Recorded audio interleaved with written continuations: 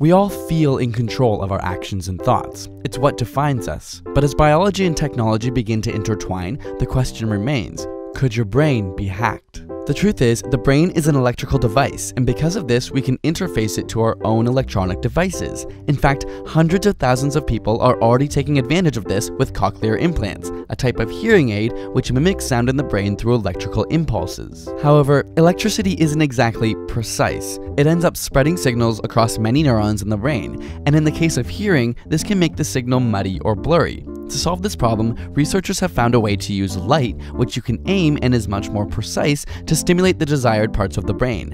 And it's this light that may be the key to very specific control over the brain. But first, these cells must somehow learn how to use light as an input source. As crazy as it may seem, a harmless, non-reproducing virus is used to insert genes in the desired neurons or brain cells. These genes are taken from other organisms that use light to survive, such as algae. Surprisingly, we use the same genetic and cellular mechanisms as them, so if you take DNA from one and insert it in another, it still works.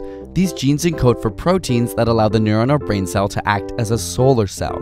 As a result, they react to incoming light and convert it to an electrical signal, while cells without the new DNA remain unreactive. All we need now is an optical source to shine light on these neurons when we want them activated.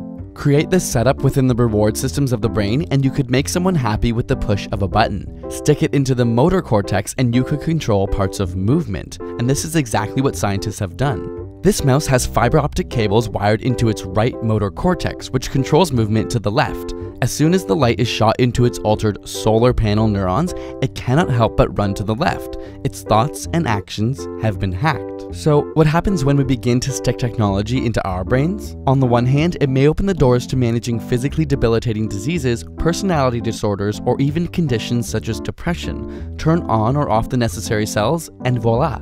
Heck, the average person may be able to integrate this technology in order to augment their vision or play video games in their mind. And as we begin to understand the intricacies of the brain, which regions specifically control which actions and thoughts, this technology will bear even more significance. However, the ethical concerns and risks lurk quietly around the corner.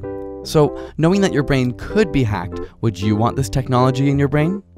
Don't forget, ASAP Science now has t-shirts in both white and black. Links are in the description. And if you want the inside scoop on upcoming episode ideas and behind the scenes, check out our personal Instagram and Twitter handles. And subscribe for more weekly science videos.